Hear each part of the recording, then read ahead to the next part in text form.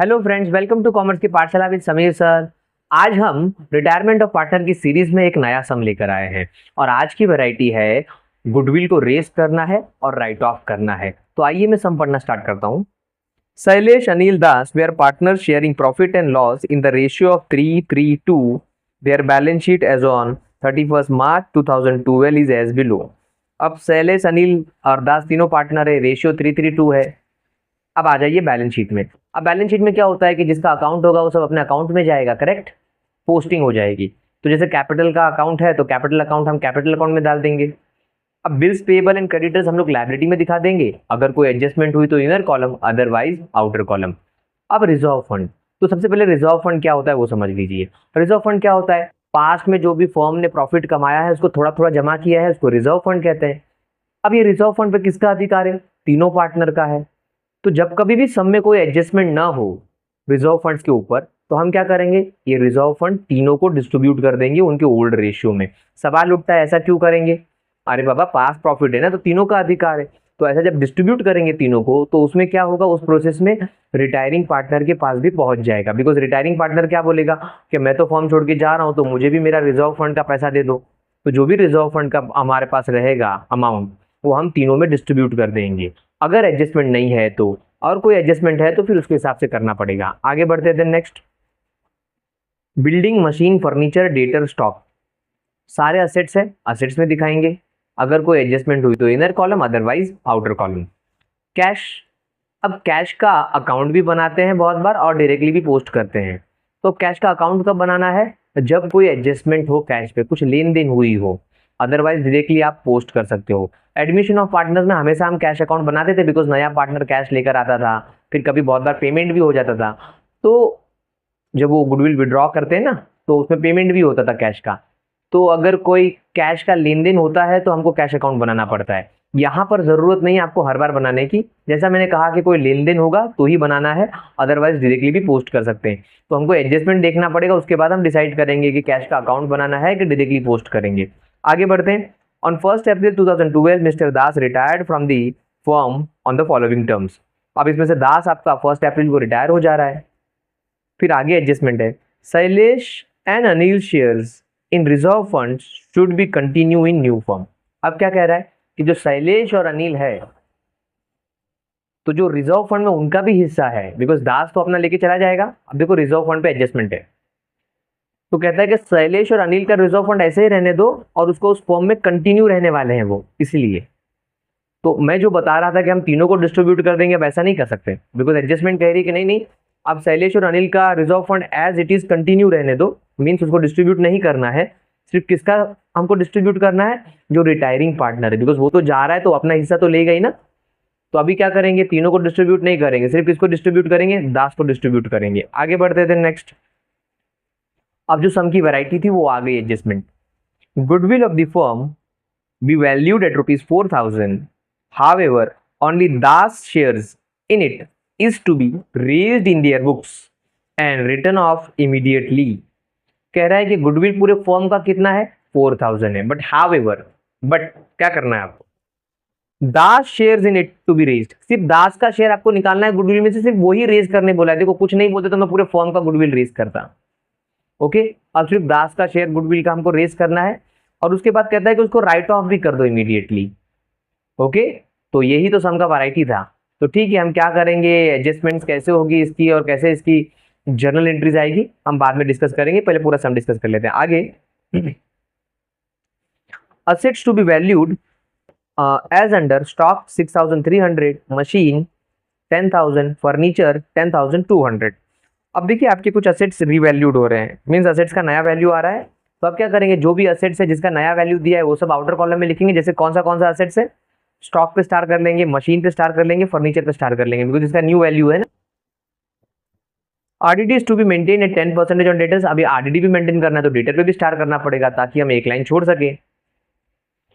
₹100 to be write off from the creditors. अभी creditors पे भी एडजस्टमेंट है कि वो राइट ऑफ करने बोल रहे हैं, मीन्स उतना रुपीज आपको ₹100 नहीं पे करना पड़ेगा। राइट ऑफ मीन्स क्या, आपके क्रेडिटर को कम कर देना है, माइनस कर देना है ₹100 से। क्या हुआ होगा, शायद हमको नहीं पे करने की जरूरत पड़ी होगी ना वो ₹100, इसीलिए। फिर कहता है कि लास्ट एडजस्टमेंट कहती है the amount payable to mister Das is to be transfer to his loan account, मतलब जो भी लास्ट में हमको अमाउंट पे करना पड़ेगा दास को, वो हम लोन अकाउंट बना देंगे और फ्यूचर में फर्म उसको पे कर देगा दास को। कहता है prepare profit and loss adjustment, that is revaluation account. फिर कहता है कि आपको कैपिटल अकाउंट बनाना है, बैलेंस शीट बनानी है of the new form on 1 अप्रैल 2012। अच्छा, यहाँ पर एक डेट का प्रॉब्लम हो गया, मैंने 31 डाल दिया है, तो आपको डेट कौन सी डालनी है यहाँ पर? 1 अप्रैल की डालनी है। ओके, 1 अप्रैल 2012 की डालनी है। मैंने 31 मार्च की डाल दी है, आपको 1 अप्रैल की डालनी थी। ओके, आगे बढ़ते थे नेक्स्ट। अब हमको हम लोग पोस्टिंग करना चालू करें, तो स्टार्ट करते हैं। सबसे पहला कैपिटल अकाउंट है, तो कैपिटल अकाउंट कहाँ पर जाएगा? कैपिटल अकाउंट में जाएगा। अब कौन सी साइड जाएगा? क्रेडिट साइड जाएगा, बिकॉज लायबिलिटी कौन सा बैलेंस होता है? क्रेडिट बैलेंस होता है। तो मैं यहाँ पे लिख दूंगा बाय बैलेंस ब्रॉट डाउन। अपने अकाउंट में अपना नाम नहीं आएगा ना, कौन कौन कितना अमाउंट है? शैलेश अनिल दास 11,000, 15,000 और 8,000। तो यहाँ पे लिख देंगे 11,000, 15,000 और 8,000। ये मैंने पोस्टिंग कर दी कैपिटल की। अब बिल्स पेपर पे कोई एडजस्टमेंट नहीं है, 1,900, तो लायबिलिटी में आउटर कॉलम में दिखा देंगे bills payable 1,900 outer column, because कोई एडजस्टमेंट नहीं है। द नेक्स्ट, फिर आपको क्रेडिटर्स है 9,000 का, जिसके ऊपर एडजस्टमेंट है तो इनर कॉलम में लिखेंगे क्रेडिटर्स 9,000 का, एडजस्टमेंट है तो inner column.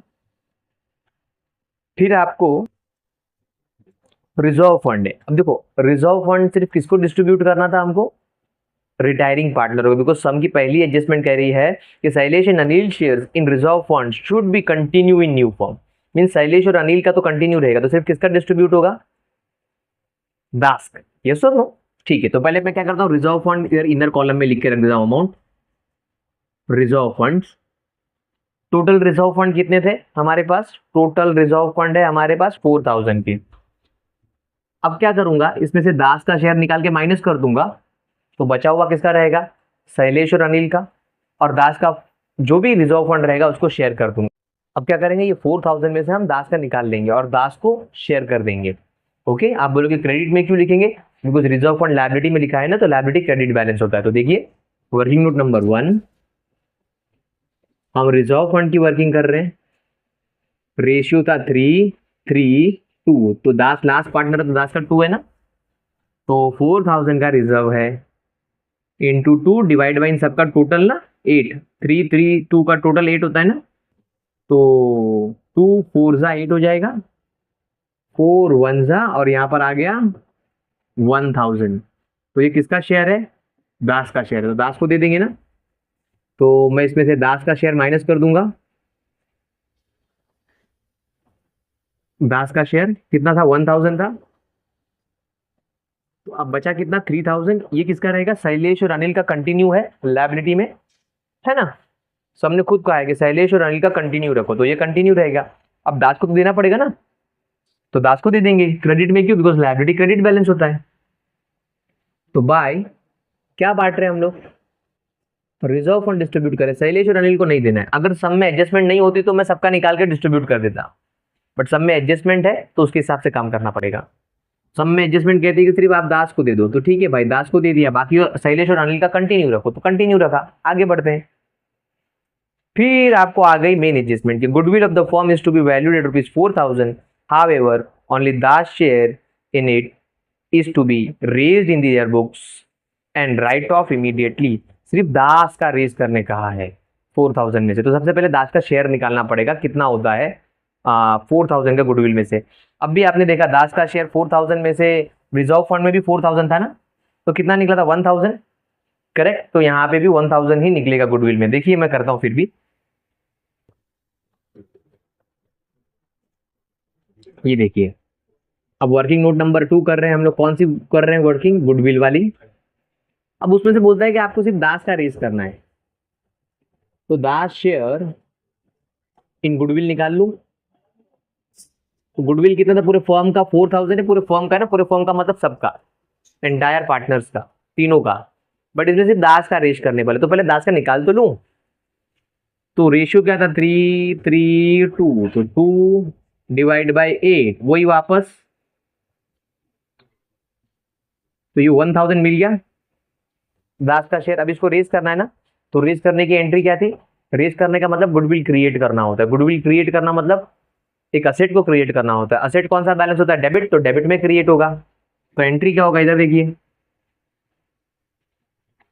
Goodwill account debit, कितने से, 1000 से। किसका रेज करने बोला है, सिर्फ दास का शेयर रेज करने बोला है, तो सिर्फ दास अकाउंट आएगा।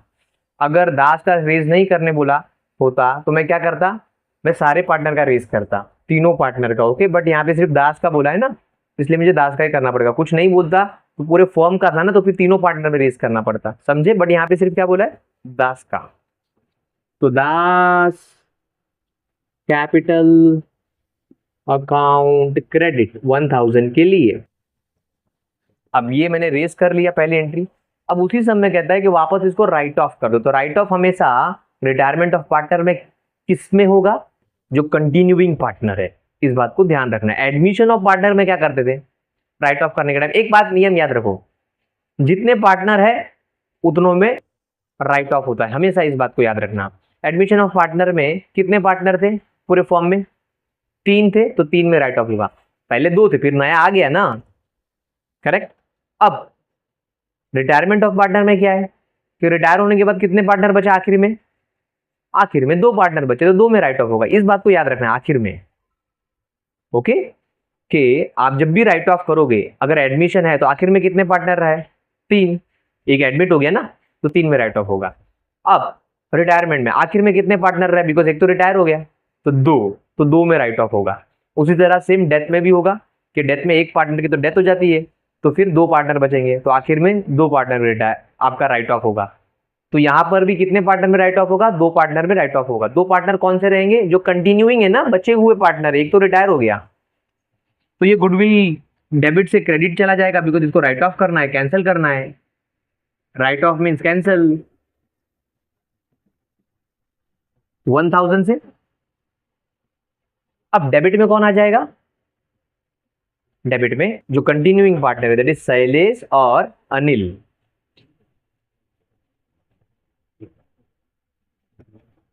Shailesh capital account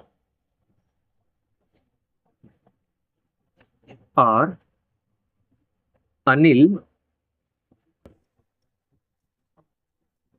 capital account, है ना। जैसा मैंने क्या कहा वापस एक बार, कि हमेशा राइट ऑफ कितने में होगा, जो आखिर में जितने पार्टनर होंगे। एडमिशन में आखिर में 3, रिटायरमेंट में आखिर में 2, और डेथ में भी आखिर में 2। इस बात को ध्यान रखना है। तो 2 में मैंने इसको राइट ऑफ कर दिया, वो भी कौन से, जो कंटिन्यूइंग रहेंगे आखिर में ना। अब रेशियो क्या होगा, मीन्स डिस्ट्रीब्यूट तो करना पड़ेगा, है ना, क्योंकि हमको ये 1000 रुपीज 2 में बांटना है। तो जो बचे हुए पार्टनर का रेशियो होगा ना, उसमें डिस्ट्रीब्यूट होता है, उसी को न्यू रेशियो कहते हैं। देखिए जरा यहाँ पर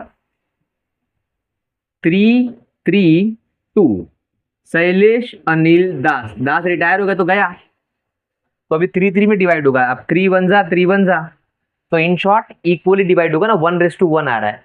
तो हमेशा जो रिटायर हो जाता है उसको कट कर देने का, तो फिर बचे हुए रेशियो में डिवाइड होगा। मेरा बचा हुआ रेशियो इक्वल आ रहा है, 3 1 3 1, तो ये 1000 का 500 और 500।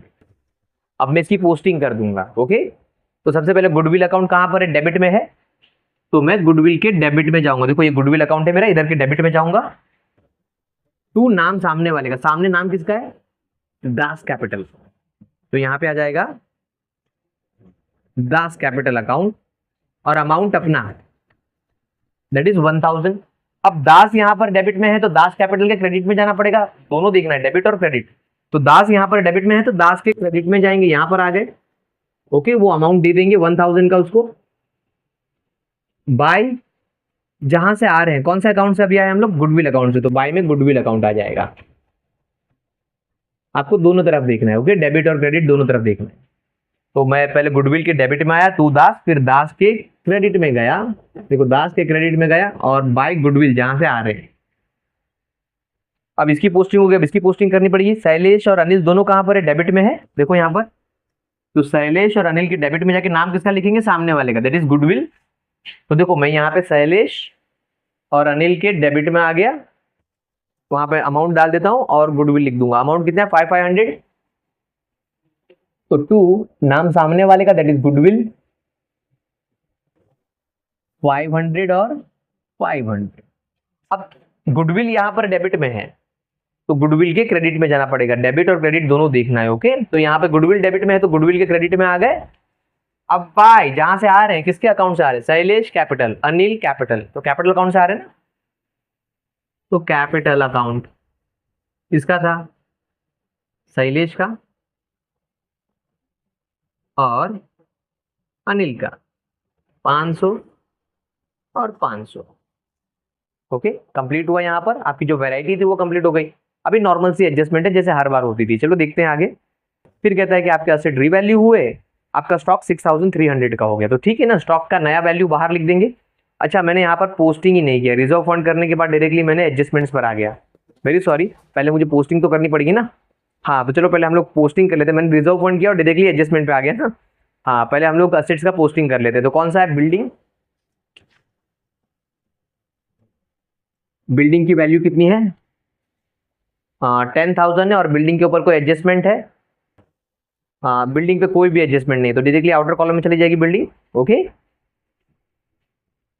मैं क्या कर दिया, डायरेक्टली रिजर्व फंड के बाद डायरेक्टली एडजस्टमेंट्स पर आ गया। अरे पोस्टिंग करना बाकी रह गया ना वहाँ का असेट्स का। ठीक है, पोस्टिंग कर देते हैं।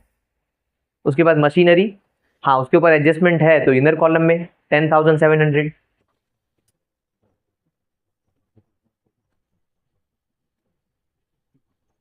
आगे बढ़ते थे नेक्स्ट, फर्नीचर, इसके ऊपर भी एडजस्टमेंट है 10,000।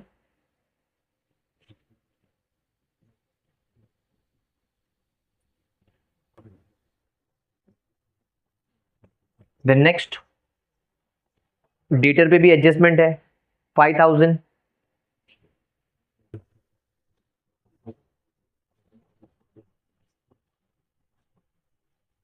उसके बाद स्टॉक 6,600 एडजस्टमेंट है।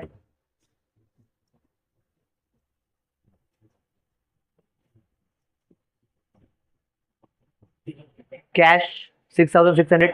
अब कैश पे कोई एडजस्टमेंट ही नहीं है, कोई लेन देन ही नहीं हुआ है, तो कैश एज इट इज हमारा आ जाएगा आउटर कॉलम में। अगर कोई एडजस्टमेंट होता तो मैं अकाउंट बनाता। ओके, अब कोई एडजस्टमेंट ही नहीं है तो मुझे अकाउंट बनाने की जरूरत नहीं है, डायरेक्टली पोस्ट कर सकता हूं। और outer column 6,600 because no adjustment. आगे बढ़ते हैं। अब कहता है 1 अप्रैल को मिस्टर दास रिटायर हो गए। हमने पहली एडजस्टमेंट कर ली है यहाँ पर शैलेश वाली, वो रिजर्व फंड्स की। हमने गुडविल की भी एडजस्टमेंट कर ली है।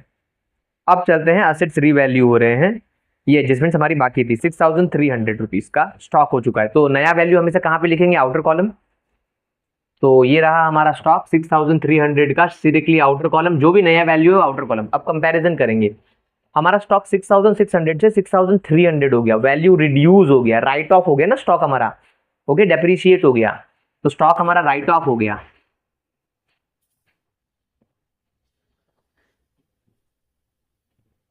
कितने से राइट ऑफ हुआ, कितने से डेप्रिशिएट हुआ? 300 रुपीज से डेप्रिशिएट हो गया। तो जो 300 रुपीज का हमको लॉस हुआ फर्म को, आपको पता है कि जब कभी भी हमको लॉस होगा तो रिवैल्यूएशन के अकाउंट में कहाँ पे रिकॉर्ड करेंगे? डेबिट में। रिवैल्यूएशन अकाउंट बनाया है इसलिए जाता है कि जो भी असेट्स और लायबिलिटी का जब रिवैल्यूएशन होता है, जब उनका चेंज आता है, तो हम लोग जो भी चेंज में अगर हमको लॉस होता है तो डेबिट में, और वो चेंजेस में अगर हमको प्रॉफिट होता है फर्म को तो क्रेडिट में लिखेंगे। अब यहाँ पर फर्म को क्या हो गया है? लॉस हो गया है। 6,600 का आपका स्टॉक 6,300 रुपीज हो चुका है, तो 300 रुपीज का यहाँ पर क्या हो गया? रिडक्शन हो गया, डेप्रिसिएशन हो गया, राइट ऑफ हो गया आपका स्टॉक। तो हम लोग यहाँ पे जाके लिख देंगे डेबिट में, because debit all expenses and losses. तो यहाँ पर टू स्टॉक 300 का नुकसान हो गया। आगे बढ़ते हैं नेक्स्ट। फिर आपका सम कहता है कि आपका मशीन का वैल्यू 10,000 हो गया। तो ये आपका मशीन देखो यहाँ पर था, नया वैल्यू बाहर रख दिए। अब कंपेयर करो, वापस देखो 700 से आपको रिडक्शन हो गया आपके असेट्स का। 10,700 का 10,000 हो चुका है, तो यहाँ पे 700 का लॉस हो गया, डेप्रीसिएशन हो गया। तो यहाँ पे हम डेप्रीसिएशन लिखेंगे। अब लॉस हो गया है तो डेबिट में दिखा देंगे हम लोग। बिकॉज वापस हमको मशीन की वैल्यू में लॉस हो गया 700 रुपीज का। 10,700 से 10,000 हो चुका है, तो 700 का लॉस हो चुका है। आगे बढ़ते थे नेक्स्ट। फिर फर्नीचर का 10,200 हो गया, तो ये रहा फर्नीचर। अब देखो वैल्यू में इंक्रीमेंट हो गया यहाँ पे तो वैल्यू अप्रिशिएट हो गई, 10,000 से 10,200 हो गई, तो वैल्यू बढ़ गई ना, फर्म का असेट बढ़ गया। अब जब फर्म का असेट बढ़ा तो फर्म को प्रॉफिट हो गया। फर्म का असेट अगर रिड्यूस होता है तो फर्म को लॉस होता है। लायबिलिटी में उल्टा रहता है ना, अगर फर्म की लायबिलिटी कम हुई तो फर्म को प्रॉफिट है, और फर्म की लायबिलिटी बढ़ी तो कर्जा बढ़ गया ना, तो फर्म को लॉस हो जाएगा। तो अभी तो फिलहाल फर्नीचर की बात कर रहे हैं, तो यहाँ पे 200 का अप्रिसिएशन हो गया है ना, बढ़ गया, उसको अप्रिसिएशन कहेंगे।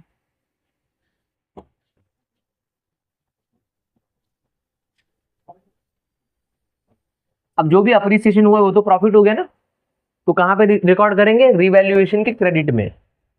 जब कभी भी प्रॉफिट होगा रिवैल्यूएशन में असेट्स के, तो हम लोग उसको क्रेडिट में रिकॉर्ड करेंगे। फर्नीचर की वजह से हुआ 200 रुपीज का। आगे बढ़ते हैं नेक्स्ट। अब यहाँ पे आपके असेट्स की तो रिवैल्यूएशन हो गई है। अब कहता है कि आरडीडी क्रिएट करना है आपको 10% on debtor, reserve for doubtful debt. आपको पता है कि आपका 10% पैसा नहीं आने वाला, लॉस है, तो 10% आरडीडी। अब 10% बड़ा सिंपल है ना, 5,000 पे एक जीरो कम कर देंगे तो 500 रुपीज हो जाएगा, है ना। 10% में हमेशा क्या करने का, एक जीरो कम कर देने का, तो यहाँ पे 500 रुपीज आ जाएगा, तो बाहर आ जाएगा आपको 4,500, करेक्ट। अब ये फर्म को लॉस हो गया, असेट रिडक्शन हो गया ना, तो डेबिट में दिखा देंगे, डेटर की वजह से लॉस हो गया, या आरडीडी लिख दो 500 रुपीज की। देन नेक्स्ट,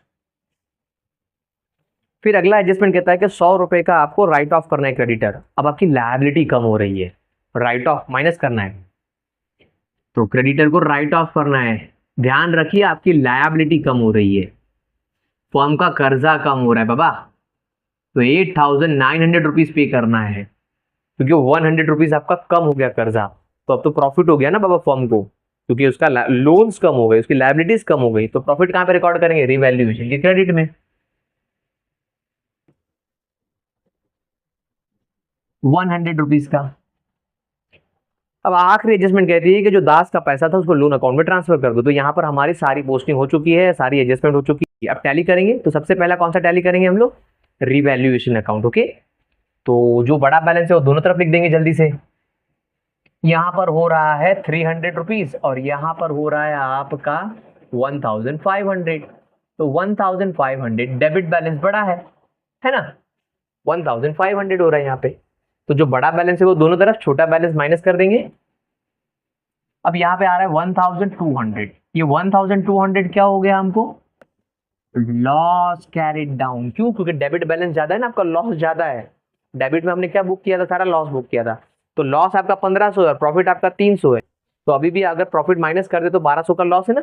अब ये लॉस कौन झेलेगा, सारे पार्टनर झेलेंगे बाबा, ये सारे पार्टनर का बिजनेस था ना, सारे पार्टनर इसमें से थे, तो सारे पार्टनर को डिस्ट्रीब्यूट करना पड़ेगा। तो ये लॉस जो क्रेडिट में था, अगला कहां पे जाएगा, पार्टनर्स कैपिटल के डेबिट में चला जाएगा। यहां पर टू लॉस ब्रॉट डाउन। अब प्रॉब्लम क्या है कि रेशियो में डिवाइड करना पड़ेगा, 3:3:2 में। तो इधर देखिए, सबसे पहला हम लोग दे देते हैं हमारे शैलेश को 1,200 इंटू 3 डिवाइड बाई 8, 3:3:2 ना, तो सबका डिवाइड 8 होता है।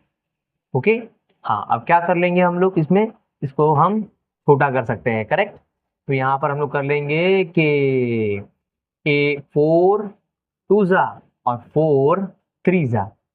अब क्या कर लेंगे, इसको मल्टीप्लाई करके फिर डिवाइड कर देंगे, तो 339 हो जाएगा, 900 आ जाएगा, 2 जीरो पीछे आ गए, अब डिवाइड बाई 2 कर देंगे, तो 2 4 जा 8, अब 1 बच गया। अब यहाँ पर हो गए 10, तो 2 5 जा 10, और लास्ट में आंसर आ रहा है 0 का, तो 450 हो गया यहाँ पर। तो ये 450 हम लोग डिस्ट्रीब्यूट कर देंगे किसको, क्रेडिट से डेबिट में आ गए, शैलेश को दे देंगे पहले। अगर इनका 450 है तो अनिल का भी 450 होगा, बिकॉज 3:3:2 है ना। अब किसका बचा, दास का बचा, तो देखो 2 डिवाइड बाई 8, यहाँ पर आ गया 4, अब 4 3 जा, तो यहाँ पर कितना आ जाएगा, 300 आंसर आ जाएगा, बिकॉज कुछ मल्टीप्लाई करने के लिए नहीं है ना। तो 300 बांट दिया तो 450 450 और 300 इस तरह हमने लॉस डिस्ट्रीब्यूट कर दिया। अब क्या करेंगे, अभी पार्टनर्स कैपिटल को क्लोज कर लेंगे जल्दी से।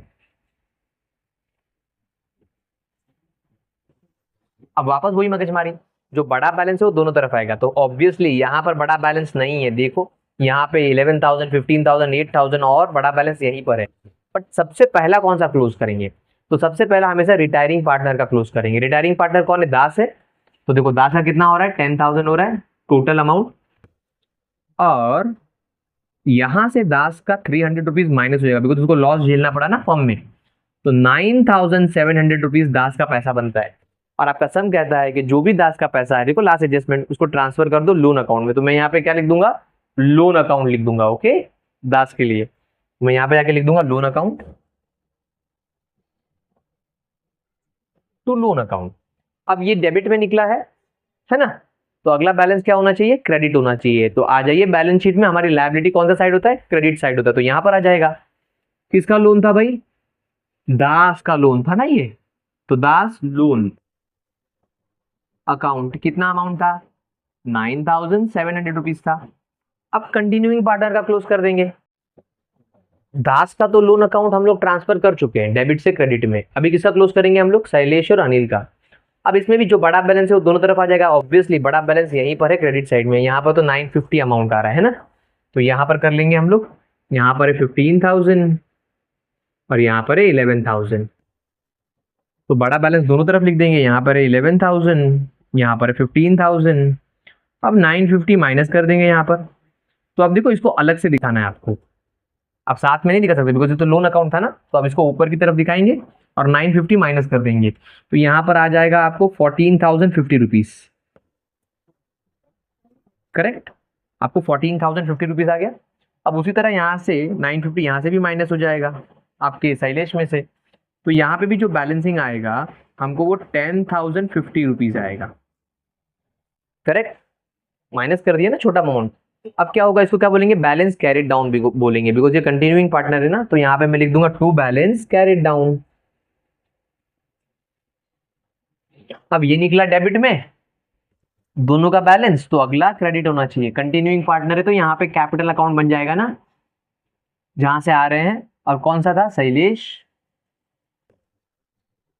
और अनिल। अमाउंट कितना है यहाँ पर, 10,050 रुपीज और 14,050 रुपीज, दोनों का टोटल कर दें तो यहाँ पर आ जाएगा आपको 24,100 रुपीज, दोनों का टोटल ना। ओके, मैंने क्या किया, पहले लोन अकाउंट को सेपरेट दिखाया, इसलिए सबसे पहले लोन अकाउंट आपका जो रिटायरिंग पार्टनर है उसका क्लोज करने का, उसके बाद कंटिन्यूइंग पार्टनर का, क्योंकि वो कंटिन्यू इसलिए वहां पर बैलेंस शीट में दिखेंगे। अब गुडविल अकाउंट को क्लोज कर लेते हैं, बाद में बैलेंस शीट आखिर में होगा ना। तो गुडविल अकाउंट अगर क्लोज करेंगे तो यहाँ पर आ गया 1,000, यहाँ पर भी आ गया 1,000।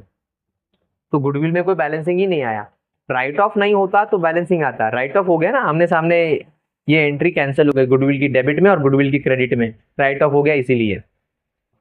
अब हम इसको क्लोज कर लेंगे बैलेंस शीट को फाइनली, और सम अगर दोनों तरफ टैली हुआ तो राइट है, ना तो अदरवाइज कोई मिस्टेक होगा। देख लेते हैं, पहले में 0 आ गया,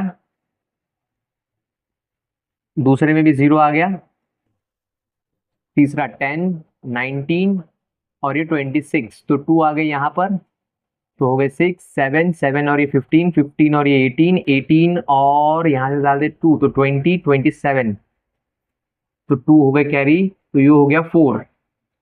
तो यहाँ पे 47,600 आ रहा है। अब वहां पे भी चेक कर लेते हैं, तो पहले में 0 आ गया, दूसरे में 0 0 0 0 0, तीसरे में 2 7 7 और ये 10 10 और ये 16, तो 1 हो गए कैरी, तो ये हो गया 5 और 11 11 और ये 17, तो 1 हो गया कैरी, तो ये हो गया 2 3 4 47,600। तो हमारा दोनों बैलेंस टैली होता है, मतलब सम करेक्ट है। थैंक यू सो मच, और प्लीज़ मेरी वीडियो को आपके और दोस्तों के साथ शेयर कीजिए, लाइक कीजिए और ज़रूर सब्सक्राइब कीजिए। बड़ी मेहनत लगती है ये वीडियो बनाने में। Thank you so much.